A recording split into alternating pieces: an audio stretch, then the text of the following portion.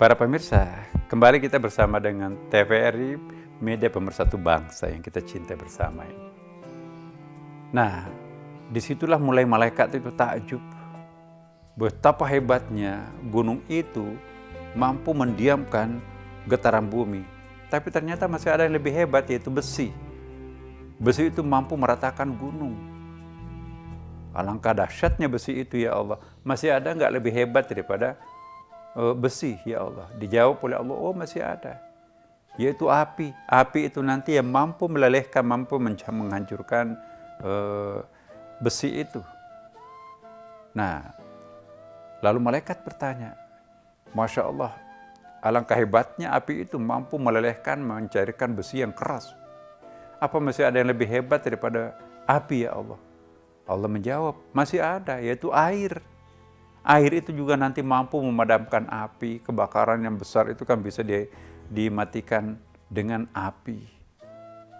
Subhanallah, alangkah dahsyatnya air itu mampu mematikan api itu. Nah, ya Allah, masih ada nggak lebih hebat daripada air? Oh ada, yaitu udara. Ya, udara itu tidak kelihatan, ya, tetapi mampu mengisap air seperti penguapan air itu kan. Jadi kalau kita menjemur, tidak semua air jemuran itu jatuh ke bawah, tapi juga terisap oleh udara naik ke atas.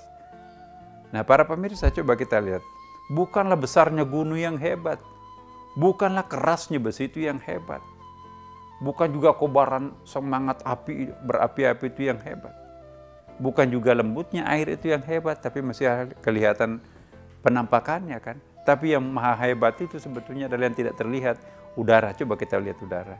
Udara tanpa ada kelihatan bendanya, tapi efeknya mampu, ya kita nggak hidup tanpa udara kan. Nah, pertanyaan malaikat, ya Allah, betapa dahsyatnya udara itu. Masih ada nggak lebih hebat daripada udara? Dijawab oleh Allah, masih ada, dan ini yang paling hebat. Nggak ada lagi sesudahnya. Apa itu, ya Allah? Dijawab oleh Allah dengan tenang. Para malaikat mendengarnya kan. Yang lebih hebat daripada semuanya itu, lebih hebat daripada gunung, lebih hebat daripada besi, lebih hebat daripada api, air, dan udara, ialah orang yang menyumbang tangan kanannya tapi tidak ketahuan tangan kirinya, alias orang yang ikhlas. Kata para malaikat, alangkah hebatnya orang-orang ikhlas itu.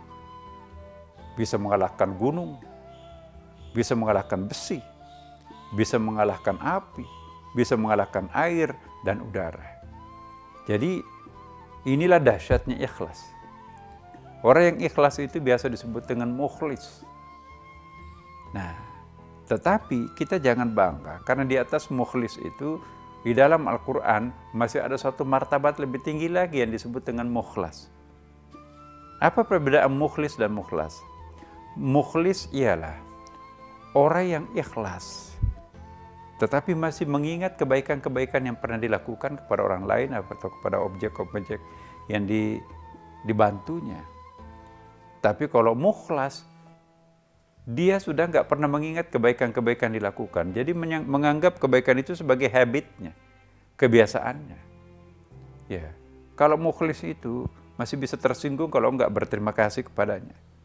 Kalau mukhlis itu kadang-kadang juga masih menikmati pada saat orang memuji dirinya. Tapi kalau mukhlas,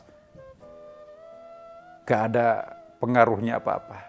Dipuji nggak ngaruh lah istilahnya, kira-kira seperti itu.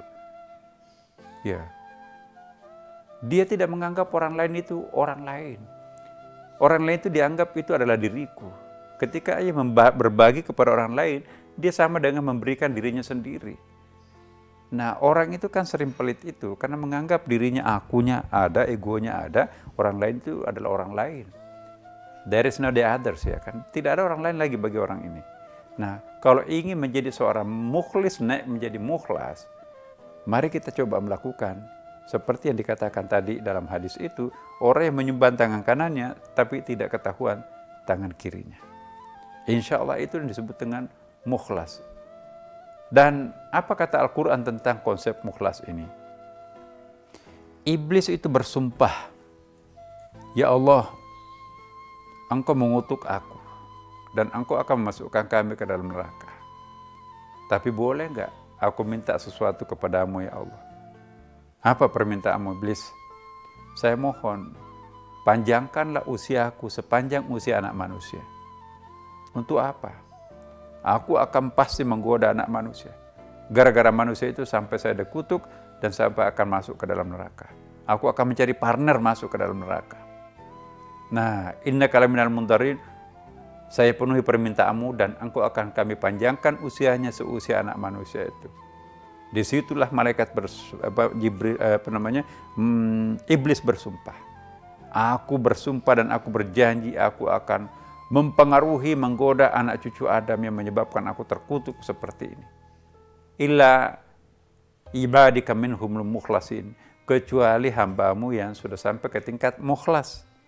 Perhatikan, Iblis tidak mengatakan illa ibadika minhumul mukhlisin, tapi minhumul mukhlasin. Jadi kalau mukhlis itu belum bebas iblis. Kalau mau bebas iblis, iblis itu merasa percuma mengganggu orang mukhlas, nggak akan pernah berhasil. Jadi dua orang yang tidak bisa diganggu iblis, orang yang sudah jahat luar biasa, nggak perlu habis energi menggodanya. Emang sudah CS-nya iblis dari dulu kan. Ya. Dan yang kedua, orang nggak mau diganggu oleh iblis itu loh, orang yang sampai ke tingkat mukhlas. Kenapa mukhlas? Ya percuma, jungkir balik kita menggodanya nggak ada pengaruhnya sama sekali. Jadi yang langganan iblis itu adalah orang di antara penjahat dan di antara orang suci tadi itu ya kita inilah para pemirsa ini. Hati-hati, kita ini langganan iblis nih. Mungkin malam minggu kita ketangkap iblis, tapi istighfar malam Jumat lepas lagi. Atau malam Jumat kita bebas iblis, tapi malam minggu kena lagi. Nah itulah iblis itu. On off dia tergantung persiapan kita. Oleh karena itu, mukhlas ini sangat penting. Kalau kita ingin bebas iblis, naik kelas dari mukhlis menjadi mukhlas.